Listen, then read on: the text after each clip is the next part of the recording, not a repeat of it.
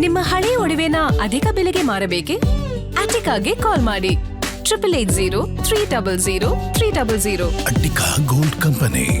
ಪತಿಯನ್ನ ಕೊಂದಿದ್ದು ನಾನೇ ಅಂತ ಪ್ರಿಯಾಂಕಾ ಒಪ್ಕೊಂಡ್ಬಿಟ್ಟಿದ್ದಾರಂತೆ. ಪತಿ ಮಗನನ್ನ ಕೊಂದು ತಾನು ಆತ್ಮಹತ್ಯೆಗೆ ಪ್ಲಾನ್ ರೂಪಿಸಿದ್ರಂತೆ ಪ್ರಿಯಾಂಕಾ. ಹತ್ಯೆ ಬಳಿಕ ತಾನು 4 ಇನ್ಸುಲಿನ್ ತೆಗೆದುಕೊಂಡಿದ್ಲಂತೆ ಪ್ರಿಯಾಂಕಾ.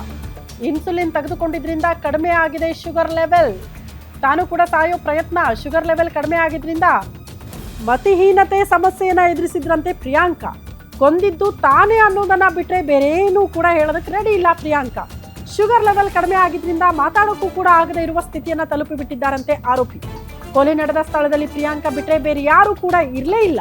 ಪ್ರಿಯಾಂಕಾ ಬಾಯಿ ಬಿಡೋ ತನಕ ಕೂಡ ಸತ್ಯ ಬಯಲಾಗುವುದು ತೀರಾ ಕಷ್ಟ.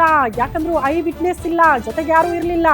ಆಕೆಯೇ ಕೊಲೆ ಮಾಡಿದ್ದಾಳೆ, ಆಕೆಯೇ ಎಲ್ಲವನ್ನ ಕೂಡ ಹೇಳಬೇಕಾಗಿದೆ. ಬಟ್ ಆಕೆ ಕೊಲೆ ಮಾಡಿದ್ದು ನಾನು ಅನ್ನೋದನ್ನ ಬಿಟ್ರೆ ಬೇರೆ ಯಾವ ವಿಚಾರವನ್ನ ಕೂಡ ಆಕೆ ಹೇಳೋದಕ್ಕೆ ಸಿದ್ಧಳಿಲ್ವಂತೆ. ಅಂದ್ರೆ ಕೊಲೆ ಮಾಡಿದ್ದು ತಾನೇ, ಬಟ್ ಯಾವ ಕಾರಣಕ್ಕೆ? ಹೆತ್ತ ಮಗುವಿನ ಮೇಲೆ ಅಂಥ ಕೋಪ ಏನು? ತಾನು ಹೆತ್ತ ಮಗುವನ್ನ ಕೂಡ ಕೊಲೆ ಮಾಡುವಂತ ನಿರ್ಧಾರ ಮಾಡಿದ್ದಾದ್ರೂ ಯಾಕೆ? ಈ ಎಲ್ಲ ವಿಚಾರಕ್ಕೆ ಸಂಬಂಧಪಟ್ಟಂತೆ ಆಕೆ ಬಾಯಿ ಬಿಡಬೇಕಾಗಿದೆ. ವಿಚಾರಣೆ ಮಾಡ್ತಿದ್ದಾರೆ ಪೊಲೀಸರು. ಬಟ್ ಕೊಲೆ ಮಾಡಿದ್ದು ನಾನೇ ಅಂತ ತಪ್ಪೊಪ್ಪಿಕೊಂಡಿದ್ದಾಳಂತೆ ಪ್ರಿಯಾಂಕಾ.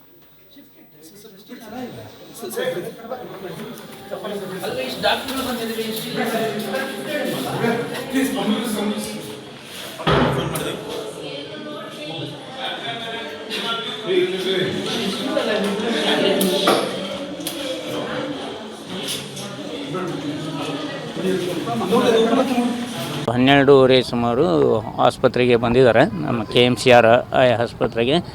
ಅವರು ಬಂದಾಗ ಸ್ವಲ್ಪ ಶುಗರ್ ಲೆವೆಲ್ ಕಡಿಮೆ ಇತ್ತು, ಪ್ರಜ್ಞೆ ಕಡಿಮೆ ಇತ್ತು, ಆಲ್ಟರ್ಡ್ ಸೆನ್ಸೋರಿಯಮಲ್ಲಿದ್ದರು.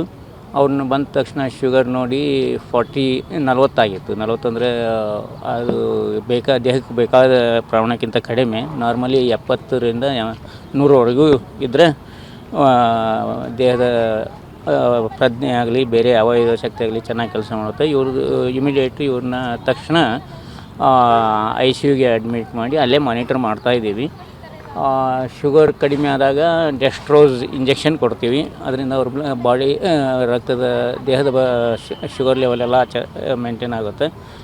ಅದು ಸ್ವಲ್ಪ 12ರಿಂದ 24 ತಾಸವರೆಗೂ ಇವ್ರನ್ನ ಅಬ್ಸರ್ವೇಷನ್ ಮಾಡಬೇಕಾಗುತ್ತೆ. ಶುಗರ್ ಇನ್ಸುಲಿನ್ ಇಂಜೆಕ್ಷನ್ ಮಾರ್ಕ್ ಇದ್ದಾವೆ, ಅದನ್ನ ಎದಕ್ಕೆ ಮಾಡ್ಕೊಂಡಿದ್ದಾರೆ ಅದು ನಮಗೆ ಲಭ್ಯವಿರೋದಿಲ್ಲ, ಆ ಮಾಹಿತಿ ಇರೋದಿಲ್ಲ. ಕಂಡೀಷನ್ ಹೆಂಗದ ಸರ್? ಕಂಡೀಷನ್ ಸ್ಟೇಬಲ್ ಇದೆ ಸರ್. ಅವ್ರಿಗೇನಾದರೂ ಮಾನಸಿಕ ಕಾಯಿಲೆ, ಖಿನ್ನತೆ, ಸ್ಕಿಜೋಫ್ರಿಮಿಯಾ ಇಂಥದ್ದು ಯಾವ್ದಾರು ರೆಕಾರ್ಡ್ ಸಿಕ್ಕಿದಾವ? ಆ ಥರದ್ದು ಯಾವುದೇ ರೆಕಾರ್ಡ್ಗಳು ಸಿಕ್ಕಿರೋದಿಲ್ಲ. ಮೊದಲು ಗುಳಿಗೆ ತೊಗೊಳೋದಾಗಲಿ ಅಥವಾ ಯಾವುದೋ ಡಾಕ್ಟ್ರಿಗೆ ತೋರಿಸಿದ್ದಾಗಲಿ ಅವರು ನಮಗೇನು ತೋರಿಸಿಲ್ಲ. ಈ ಬಗ್ಗೆ ಮತ್ತಷ್ಟು ಡೀಟೇಲ್ಸ್ ಅನ್ನ ಕೊಡ್ತಾ ಹೋಗ್ತಾರೆ ನಮ್ಮ ಪ್ರತಿನಿಧಿ ಶ್ರೀಧರ್. ದೂರವಾಣಿ ಸಂಪರ್ಕದಲ್ಲಿದ್ದಾರೆ. ಶ್ರೀಧರ್, ಸದ್ಯಕ್ಕೆ ಈ ಪ್ರಕರಣಕ್ಕೆ ಸಂಬಂಧಪಟ್ಟಂತೆ ಏನು ಡೆವಲಪ್ಮೆಂಟ್ ಆಗ್ತಾ ಇದೆ? ಯಾವ ಕಾರಣಕ್ಕೆ ತಾನು ಹೆತ್ತ ಮಗುವನ್ನ ಕೂಡ ಕೊಲೆ ಮಾಡಬೇಕು ಅನ್ನುವಂಥ ನಿರ್ಧಾರ ಯಾಕಾಗಿ ಅಂತ ಅಟ್ಲೀಸ್ಟ್ ಏನಾದರೂ ಕಾರಣ? ಖಂಡಿತ ಶ್ರುತಿ, ಈಗಾಗಲೇ ಏನು ಧಾರವಾಡದಲ್ಲಿ ಬಾರಕೊಟ್ರಿ ಒಂದು ಪ್ರತಿಷ್ಠಿತ ಅಪಾರ್ಟ್ಮೆಂಟ್ ನಲ್ಲಿ ನಡೆದಂತ ಒಂದು ಹತ್ಯೆ ಇದೆ. ಅದು ತುಂಬಾನೇ ಹುಬ್ಬಳ್ಳಿ ಧಾರವಾಡ ನಗರ ಅಷ್ಟೇ ಅಲ್ಲದೆ ಇಡೀ ರಾಜ್ಯವನ್ನ ಬೆಚ್ಚಿ ಬೀಳಿಸಿದೆ. ಯಾಕಂತಂದ್ರೆ ಒಬ್ಬ ವೈದ್ಯ ಮತ್ತೆ ಪ್ರತಿ ವೈದ್ಯನ ಈ ರೀತಿಯಾಗಿ ಹತ್ಯೆ ಮಾಡಿರುವಂತದ್ದು ಸದ್ಯ ಇದು ಯಾರು ಕೂಡ ಒಪ್ಕೊಳ್ಳಿಕ್ಕೆ ಸಾಧ್ಯ ಇಲ್ಲ. ಯಾಕಂತಂದ್ರೆ ಸಮಾಜದಲ್ಲಿ ಇರುವಂತ ರೋಗಿಗಳನ್ನ ತುಂಬಾನೇ ಟ್ರೀಟ್ಮೆಂಟ್ ಕೊಟ್ಟು ಅವ್ರನ್ನ ಉಳಿವಿಗೆ ಕಾರಣ ಆಗ್ತಿರುವಂತ ಏನ್ ವೈದ್ಯರಿದ್ದಾರೆ ಆಕೆ ಈ ರೀತಿಯಾಗಿ ಪತಿಯ ಮೇಲೆ ಹಲ್ಲೆ ಮಾಡಿ ಕೊಂದಿರುವಂತದ್ದು ಇದು ಒಂದ್ ರೀತಿಯಾಗಿ ಸಂಶಯಕ್ಕೆ ಕಾರಣ ಆಗಿದೆ. ಅಷ್ಟೇ ಅಲ್ಲದೆ ಅನುಮಾನ ಕೂಡ ಮೂಡ್ತಿರುವಂತದ್ದು.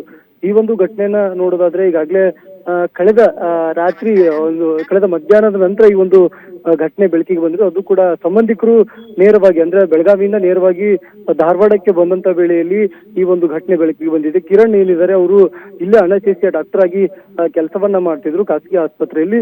ಇನ್ನು ಪ್ರಿಯಾಂಕಾ ಏನಿದ್ದಾರೆ ಪತ್ನಿ ಕೂಡ ನೇತ್ರ ತಜ್ಞೆ ಆಗಿರುವಂತದ್ದು. ಆದ್ರೆ ಇತ್ತೀಚಿನ ದಿನ ಅವರು ಕೂಡ ಕೆಲಸವನ್ನ ಬಿಟ್ಟು ಮಗುವಿನ ಆರೈಕೆಯಲ್ಲೇ ಇದ್ರು. ಯಾಕಂತಂದ್ರೆ ಮಗು ಕೂಡ ಸ್ವಲ್ಪ ವಿಕಲಚೇತನ ಇರುವುದರಿಂದ ಆ ಒಂದು ಮಗುವಿನ ಆರೈಕೆಯಲ್ಲೇ ಇರ್ತಾ ಇದ್ರು. ಈ ನಿಟ್ಟಿನಲ್ಲಿ ಇಬ್ರು ಕೂಡ 3 ಜನರು ಕೂಡ ಒಂದೇ ಅಪಾರ್ಟ್ಮೆಂಟ್ ಅಲ್ಲಿ ಇದ್ರು. ಈ ನಿಟ್ಟಿನಲ್ಲಿ 3 ಜನ ಇದ್ದಂತ ವೇಳೆಯಲ್ಲಿ ಯಾರಾದ್ರೂ ಮನೆಗೆ ಬಂದಿದ್ರ ಅನ್ನೋದನ್ನ ಚೆಕ್ ಮಾಡೋಂತ ವೇಳೆ ಯಾರು ಕೂಡ ಬಂದಿಲ್ಲ. ಆದ್ರೆ ಇಬ್ಬರ ನಡುವೆ ವೈಮನಸ್ಸುಗಳಿತ್ತು. ಅಷ್ಟೇ ಅಲ್ಲದೆ ಸಂಬಂಧಿಕರು ಬಂದಂತ ವೇಳೆಯಲ್ಲಿ ಇಬ್ಬರು ಕೂಡ ಜಗಳ ಮಾಡ್ತಿದ್ರು, ಅಂದ್ರೆ ಪತಿ ಮತ್ತು ಪತ್ನಿ. ಸಾಮಾನ್ಯವಾಗಿ ಹಳ್ಳಿಯಿಂದ ಬಂದಂತ ಜನರು ಒಂದಿಷ್ಟು 2-3 ದಿನ ಉಳ್ಕೊಳ್ತಾ ಇದ್ರು ಅಪಾರ್ಟ್ಮೆಂಟ್ ನಲ್ಲಿ. ಆದ್ರೆ ಇದನ್ನ ಸಂಪೂರ್ಣವಾಗಿ ವಿರೋಧ ಮಾಡ್ತಿದ್ದಂತ ಪ್ರಿಯಾಂಕಾ ಪದೇ ಪದೇ ಜಗಳವನ್ನ ಮಾಡ್ತಾ ಇದ್ಲು. ಈ ನಿಟ್ಟಿನಲ್ಲಿ ಇಬ್ರು ಕೂಡ ಜಗಳವನ್ನ ಆಡ್ತಾ ಇದ್ರು. ಹೀಗಾಗಿ ಏನಾದ್ರೂ ಹತ್ಯೆ ಆಯ್ತಾ ಅನ್ನೋದು ಕೂಡ ಒಂದು ಆಯಾಮದಲ್ಲಿ ನೋಡ್ತಾ ಹೋಗ್ತಾ ಇದ್ರೆ. ಅಷ್ಟೇ ಅಲ್ಲದೆ ಈ ಒಂದು ಘಟನೆ ಆದ ಬಳಿಕ ಏನು ಹತ್ಯೆ ಆಗುತ್ತೆ, ಹತ್ಯೆ ಆದ ಬಳಿಕ ಕೂಡ ಪೊಲೀಸರ ವಿಚಾರಣೆಯಲ್ಲಿ ಯಾವುದೇ ರೀತಿಯಾಗಿ ತಪ್ಪೊಪ್ಕೊಂಡಿದ್ದನ್ನ ಬಿಟ್ರೆ ಇಲ್ಲಿವರೆಗೂ ಯಾವುದೇ ರೀತಿಯಾಗಿ ಕಾರಣವನ್ನ ಹೇಳಿಲ್ಲ. ಯಾಕಂತಂದ್ರೆ ಹತ್ಯೆ ಆದ ಬಳಿಕ ಸ್ಕೂಲಿಂದ ಮಗು ಬಂದ ತಕ್ಷಣ ಏನಾದ್ರೂ ಹೇಳ್ಬಿಡುತ್ತೆ ಅನ್ನೋ ಕಾರಣಕ್ಕೆ ಆ ಮಗು ಕೂಡ 1-2 ಬಾರಿ ಸ್ಟ್ಯಾಬಿಂಗ್ ಆಗಿರುವಂತದ್ದು.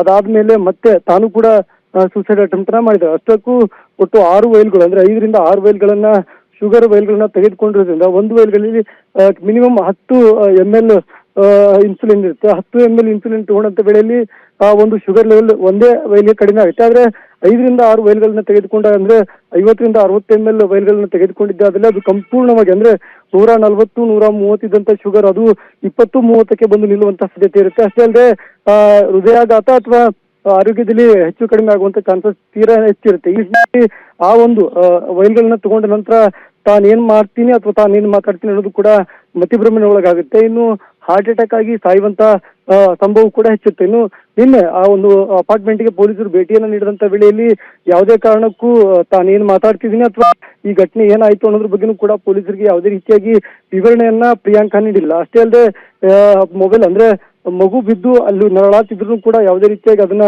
ಗಮನಿಸದೆ ಮೊಬೈಲ್ ಅಲ್ಲಿ ರೀಲ್ಸ್ ಅನ್ನು ನೋಡುವಂತದ್ದು ಅಥವಾ ಮೊಬೈಲ್ ನ ಬಳಕೆ ಮಾಡುವಂತದ್ದು ನೋಡಿದ್ರೆ ಇದು ಒಂದು ರೀತಿಯಾಗಿ ಇಡೀ ಸಮಾಜವೇ ಈ ರೀತಿಯಾಗಿ ಯಾವ ತಾಯಿ ಈ ರೀತಿಯಾಗಿ ಮಾಡ್ತಾಳ ಅನ್ನೋದು ಕೂಡ ಪ್ರಶ್ನೆಯನ್ನ ಮೂಡುತ್ತೆ. ಇನ್ನು 15 ವರ್ಷಗಳ ಹಿಂದೆ ಆಲ್ರೆಡಿ ಏನು ಕಿರಣ್ಗೆ ಮದುವೆ ಆಗಿತ್ತು. ಆದ್ರೆ ಡಿವೋರ್ಸ್ ಮಾಡ್ಕೊಂಡು ಈ ಒಂದು ಪ್ರಿಯಾಂಕಲ್ನ ಪ್ರೀತಿಸಿ ಮದುವೆ ಆಗಿದ್ರು.